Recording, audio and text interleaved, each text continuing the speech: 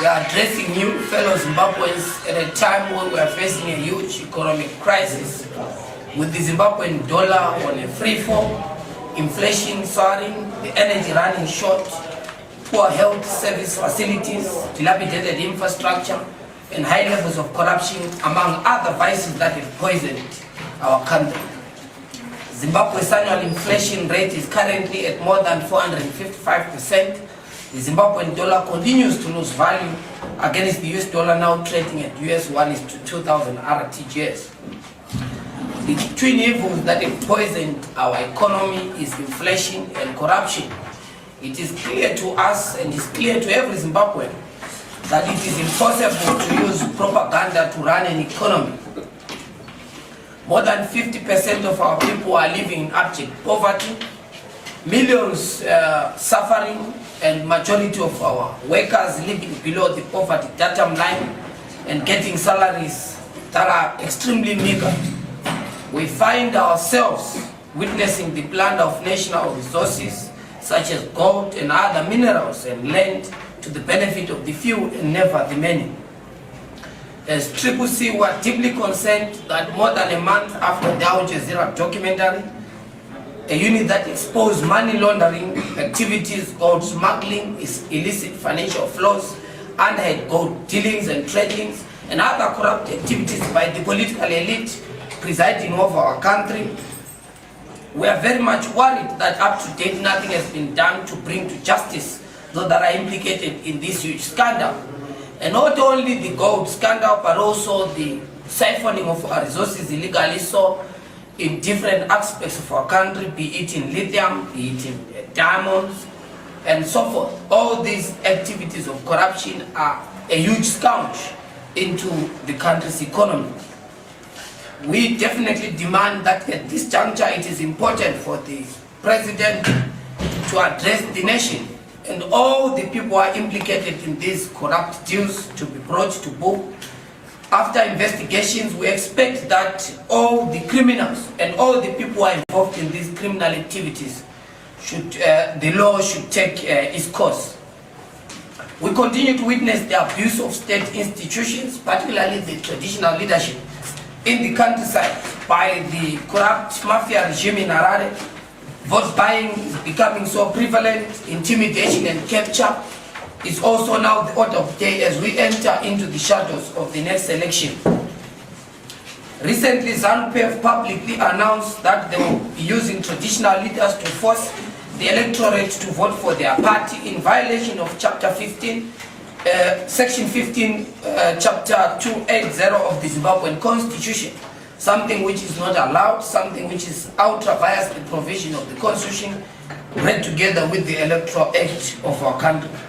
Knowing that it is no longer attractive to the electorate having a presidential candidate who is unelectable and very much unpopular, the corrupt regime in Harare is controversially who use title deeds to try and abuse and display politics of patronage as we enter into the next election. But it is clear that the people of Zimbabwe are aware that such triggers and trappings of dictatorship are meant but nothing that is directed to change their concrete realities, particularly in the medium and long term. Now, having given the perspective on the current state of our country, let me go to the gist of our press conference, which is the preparedness of our movement in terms of this year's election. We made it clear when we began the year that this year is declared the citizen victory for change. It is the march of the Zimbabwean citizens towards victory and a possible democratic breakthrough.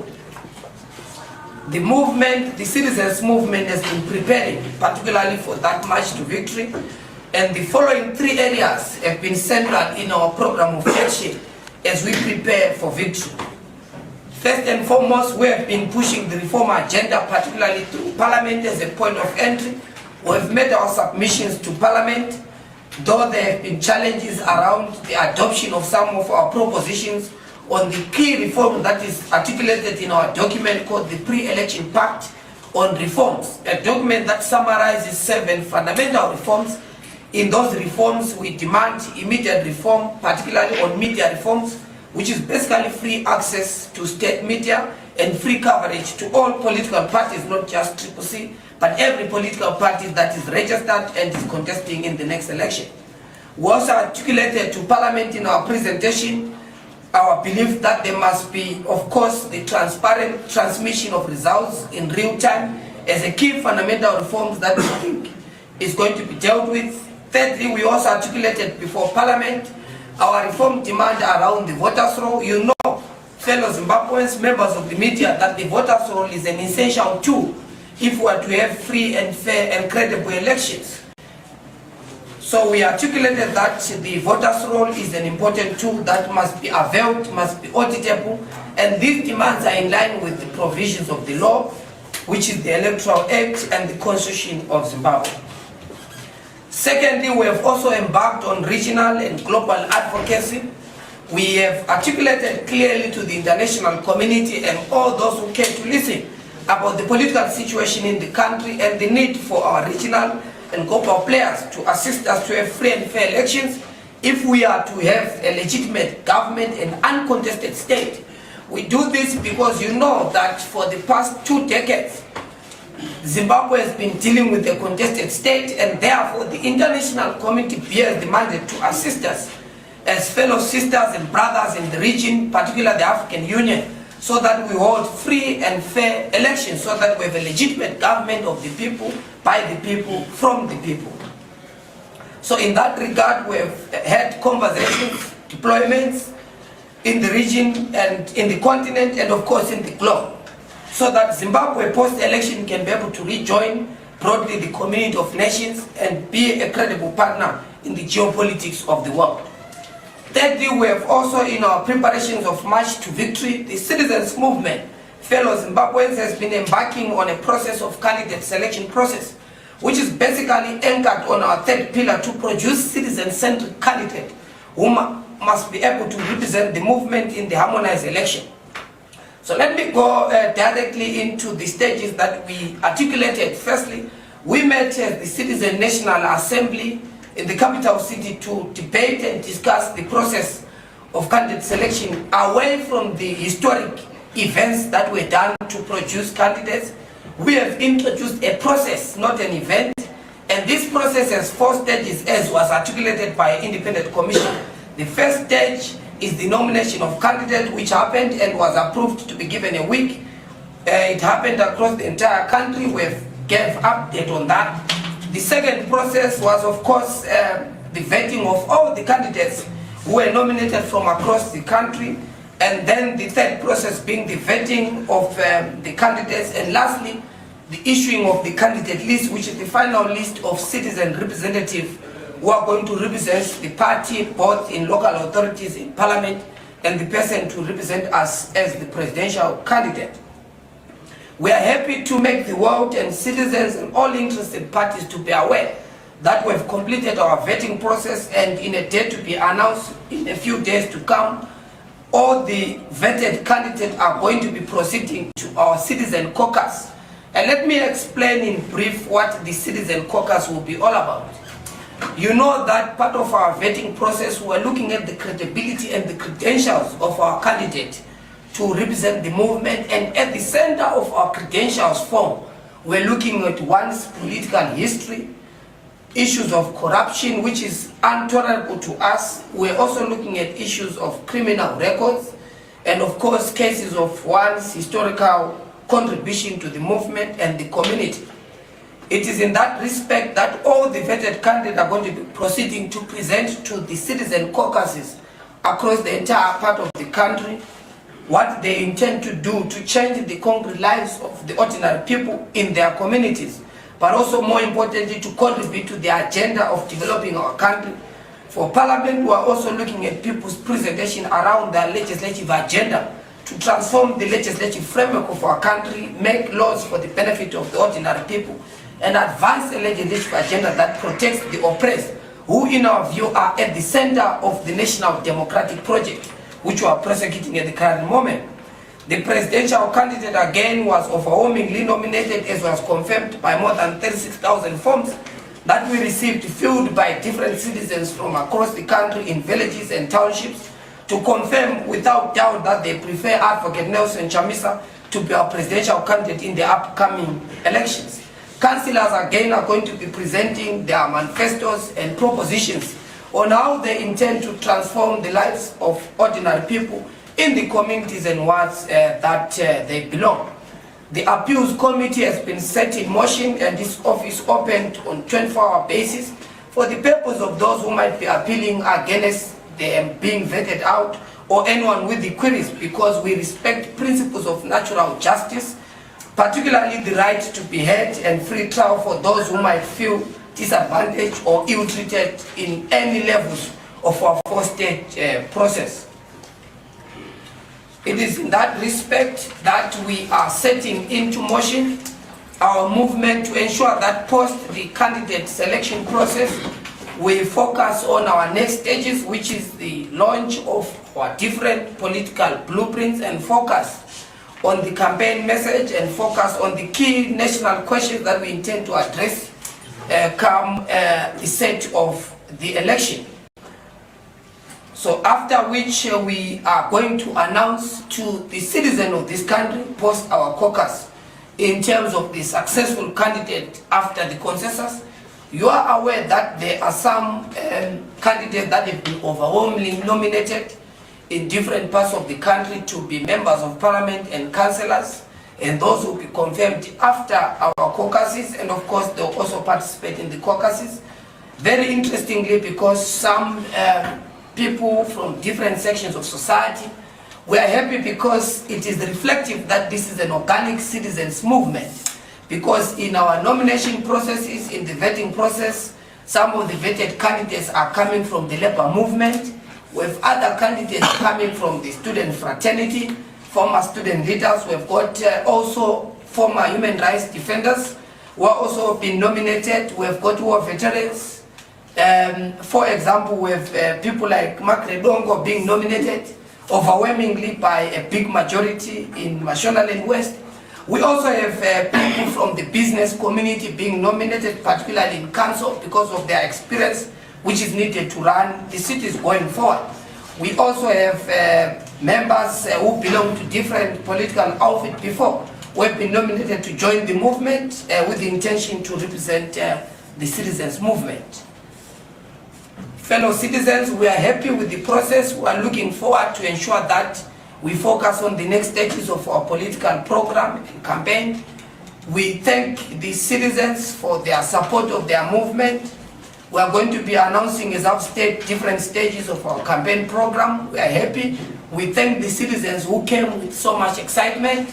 There were some who were sending their nominations via our online platforms, text messages, giving their opinions. Those were very important in the vetting of our candidates, because these platforms, particularly the cell phone numbers that we distributed across the country, for the people to give some of the important information to our vetting committee as to the character and the credentials of certain candidates who have been nominated.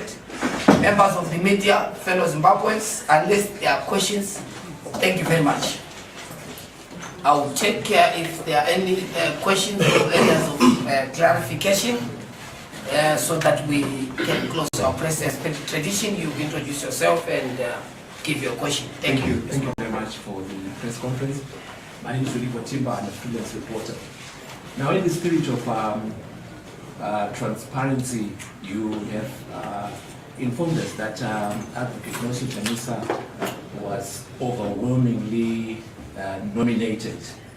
You said by about 35,000 nominations. Would you be kind telling us other nominees for the presidential candidate that we actually perhaps contesting against him?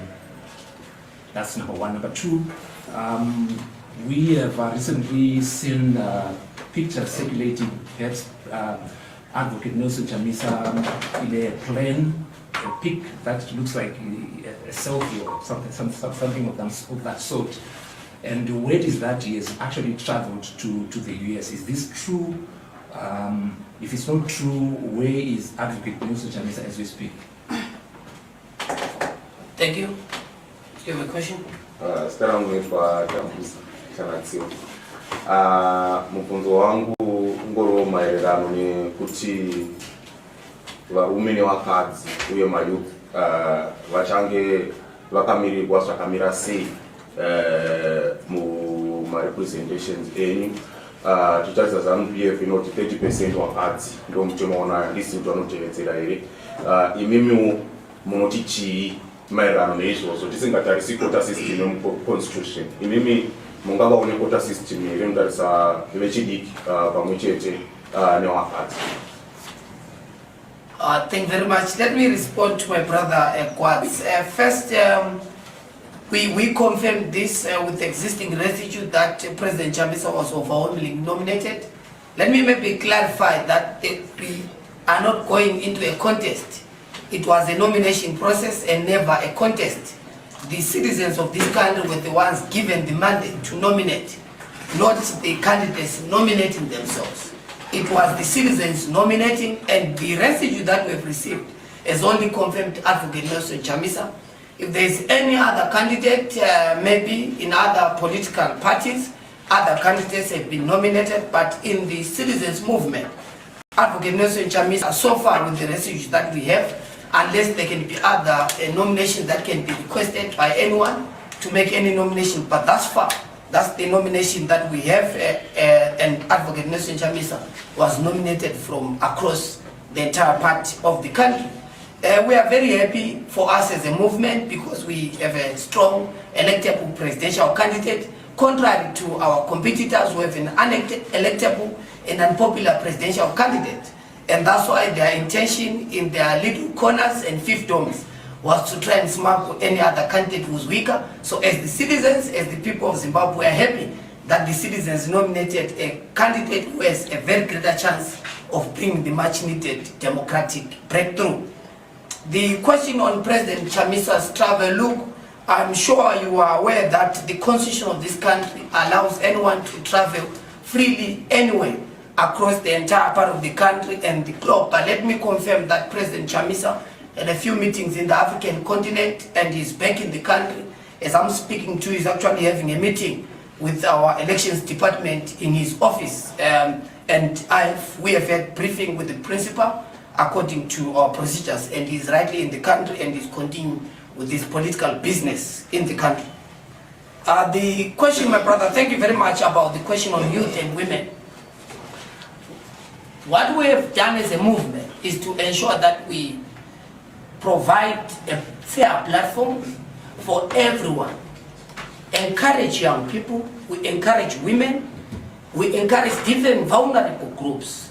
We have seen how we have made sure that we've got also other people in the leeway of where the party is able to nominate and deploy people in council proportional representatives of different vulnerable groups. And it's not only the youth and women, we've also extended that to people living with disabilities, we've extended that to different people of culture so that we're able to have a leadership that is representative of all the sections of society.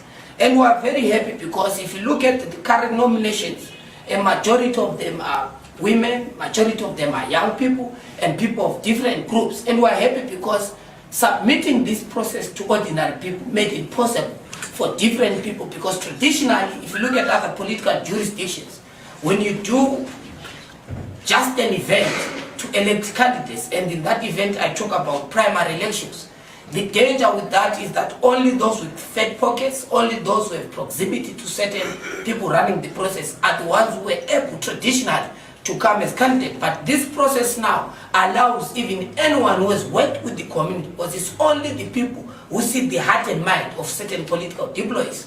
That's why you see young people, irregardless of their economic status, being nominated by citizens to be represented in parliament and in council, and the party respects fundamentally, particularly these particular nominations that are coming from the people, for the people, by the people. So we have no doubt in our mind that when the commission announces the final list of the candidates, we are going to see a greater majority of young people. And this is very important because one of the revolutions that we are implementing as a citizens movement is to ensure that we deploy people who are capable into parliament. I think every Zimbabwean is exhausted about sleepists. Every Zimbabwean is exhausted about incompetent people failing to hold the executive account, irregardless of which political party occupies the executive. We need a parliament that is able to craft the law. We need a parliament that is competent. We need a parliament that is able to represent the conscious will of ordinary people. And therefore, young people are very essential in that particular democratic revolution. Women, of course, are very important because they occupy the greater population majority in our country, and their representation is very important to us. And we are happy that also members with disabilities, people of different color, people of different traditions, people of different historic belongings have been nominated. The labor movement bringing the necessary political oomph into our politics and a breath of fresh air. And of course, people with liberation credentials, so that we are not deviating from the central objectives of the liberation struggle as custodians and guiders and drivers of the liberation project to the transformation consensus which we are prosecuting under the capable leadership of Advocate Nelson Chamisa. I think there was another question from Ru, and then maybe Londoros. Thank you. Good afternoon. My name is Louis Montejo from the News Source. There is that paper that candidates are supposed to sign that states they should have allegiance to the creator. What does that mean for a democracy that believes in freedom of religion? Secondly, you spoke about the people being tired of sleepies, people who do not hold the executive to account, but we also have the youth in parliament that are not really as vocal as the people would expect. Would we see changes as you announce the final list? Thank you. I think there was a hand there. My name is Precious Mati of Empire. I would like to find out if CCC has a certain way of assisting the candidates with the nomination fees, considering that the youth are usually incapacitated when it comes to funds. Thank you. Elian Tambi from 263 Church. There are allegations of veiled imposition of candidates, nominations for certain individuals. For example, the women, there are certain constituencies that are being said to be reserved for women. Are there any constituencies that are reserved for women? And if so, which are they? Thank you. I think there was another question from Londolos. Okay, my question is with regards to, you mentioned that there are some candidates that have been overwhelmingly nominated in some cases, and there are also places where there are still contestations.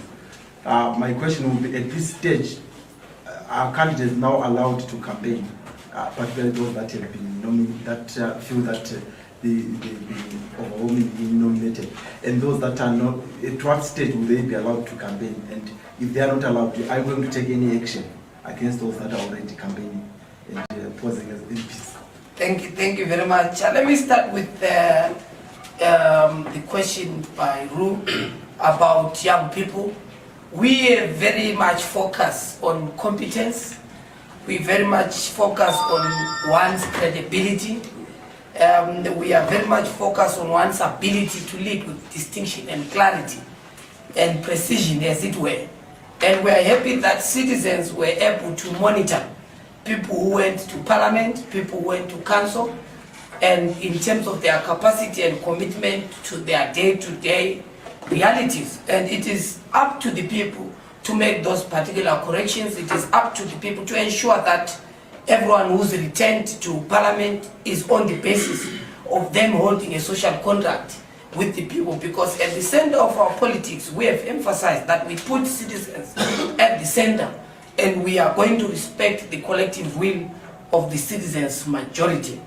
The question on our nomination form, I think that we are very happy, and we received a lot of positive responses from the people who signed our form, because we focus mainly on 3 issues in our vetting form. Number 1, we focus on one's criminal records. That's why Some people were demanded to produce fingerprints. The second element of our credentials was looking at one's academic history and credentials. The third element was looking at one's political history.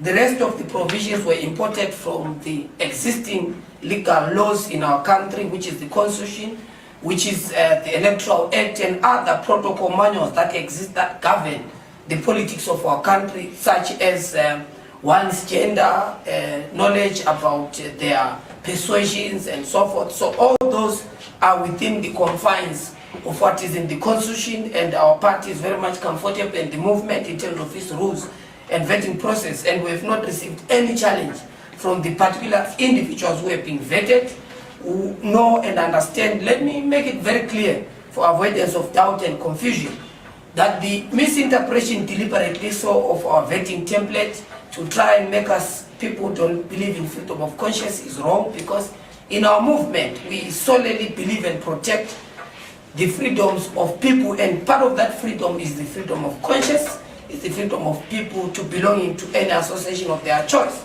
And that's why we ask those key questions. I'm sure those who have had swearing in different capacities in the country understand, and those that have read the preamble of our country can confirm that all Zimbabweans who have read the Constitution and swear allegiance to it bear the respect to the skies, bear the respect to God, as has been prescribed in the Zimbabweans preamble collectively by the people of Zimbabwe. We don't have a debate about people's proposition to have it amended. That is the people's choice and freedom, and we don't impose any particular values to people. But as a movement, we have our own beliefs and values associated with the constitution of this country and the collective beliefs of the greater majority of our people. Grace, a question about nomination fee. It is without doubt. We think that the nomination fee is exorbitant. We think that it must be revised so that leadership does not become commercialized, does not become a platform for those with riches, but it must be a platform for those with the ability to lead, for those with the connections with ordinary people. That is the essence of elections, and that is the essence of democracy. Nonetheless, we are going to make sure that all the nominated candidates from the party who are successful are going to be able to make their payments and proceed to be candidates. The question on imposition, we don't have any reserved seats, and we quash any possible propaganda within and without that tries to portray that particular narrative. The citizens are the ones that make the decisions. No one in the party within the rank and file of the movement has the ability to impose any candidate. We have made it very clear there are those who are tempted to think that they can import ZANU-PF's culture of trinkets and trappings and patronage as a basis. But if you look at our process, it exposes all possible chicanery, it exposes any attempt to deviate from the template, it exposes any attempt to try and manipulate our process for selfish gains. It produces at the end of the day authentic leadership that comes from the people, and I can confirm without doubt that not even any individual within the rank from top to bottom can be able to impose themselves upon the people. The people are going to make a choice, and we're going to respect the will of the people. On the question of people who have been over-nominated, yes, there are people who have been confirmed, but that does not mean that these people can begin to campaign, because you can only campaign externally once you have been confirmed in the official candidate list that the party is going to produce, and that is going to be the final list of our A team that we are going to be making the nation aware, that we are also going to be making citizens aware in terms of who they should vote for. So we're going to publish 1,978 list of successful candidates, 210 members of parliament, and 1 presidential candidate.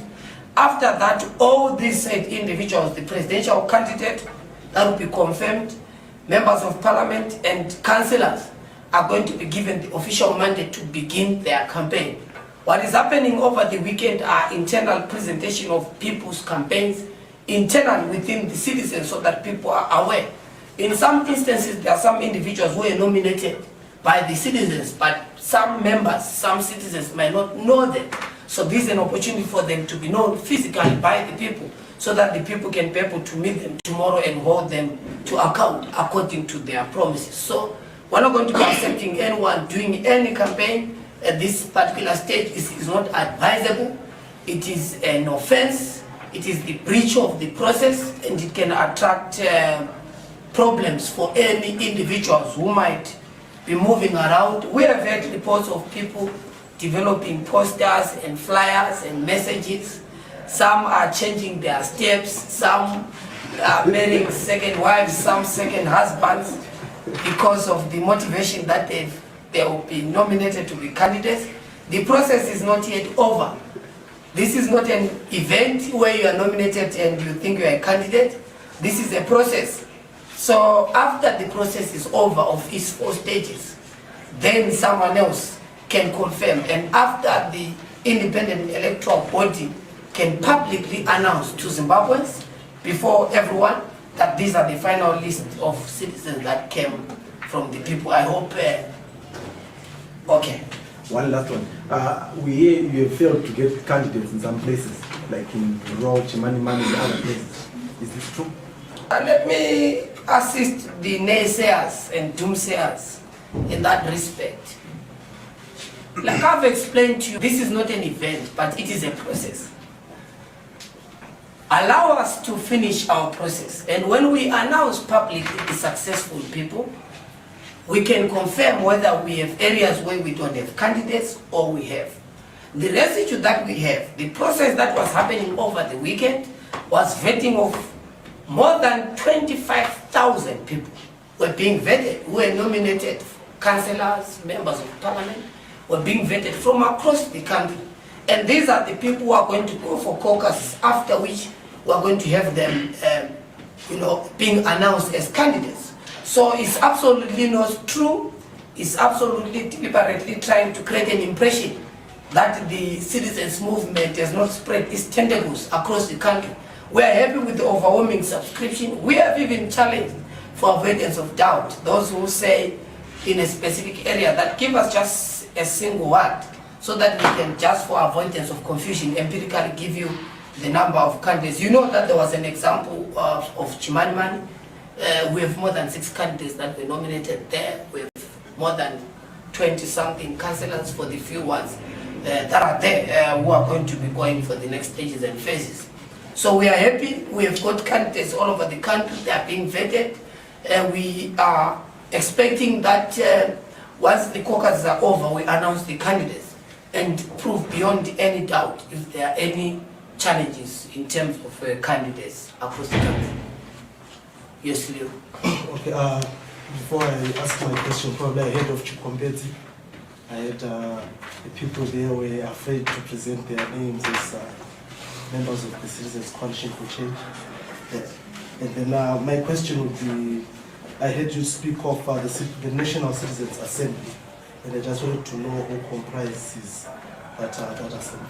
Thank you very much. The question on, I think that is Mwenezi, not Chikombezi. And it's a question that is worrying us, but does not confirm that we don't have candidates, because we've had situations like in Zaka just a day ago, where one of our nominees, one of the candidates nominated to be an MP in Zaka, was abducted. One of our candidates was taken by the police. So we've had these cases of intimidation of our candidates. That is why, without doubt, for strategic reasons, we've decided to make sure that our list is not publicized, because there was an intention to deliberately try and go to other candidates, intimidate them from being candidates. We are aware of this. It happened before, where candidates get intimidated and they are stopped from contesting under our movement.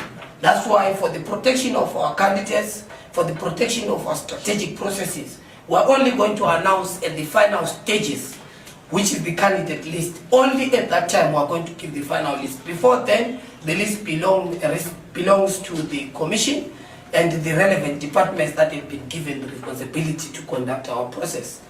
The other question about the National Assembly, of course, it is comprised of the different champions drawn from the 10 regions of our country. So that is the decision-making body mandated to make certain decisions of national importance for our movement. If there are any questions? Yes, I think that will be the last question. Okay, and I don't go from the decision to Mudama Mutao. Set a Makaita 2018, Musura Mukunda Musina Fara, ne my results. Mataita say you, when you go as an Fara, ne my results, a final list, in India, Wumsiwa, Nekomi. Thank you very much. That's a very important question, and it lies within how we have articulated the central thematic direction of our appeals committee. Our appeals committee is informed by the principles of natural justice, particularly the principle to hear every side. We have a strong respect of everyone who has been nominated, and the appeals committee was set particularly to hear individuals who might be removed, vetted out of the process, to appeal if they are not happy with the outcome and the decisions of the appeal committee, and be given reasons to why they might have been vetted out of the process, or some people who might go into the citizen caucuses and discover that there is overwhelming minority that supports their candidate. They might not be comfortable, think that maybe the people who nominated overwhelmingly another candidate are not sober or are not happy with their candidate. They've got the right to appeal to the appeals committee and get clarification to say you are not a candidate because of 1, 2, 3 reasons. That's why we requested to the National Assembly a week period after the completion of the citizen caucuses, that there must be a week so that if there are any complaints before we announce the final list of our candidates, everyone has got the right to be heard, and we are going to fundamentally respect that right. Thank you very much, members.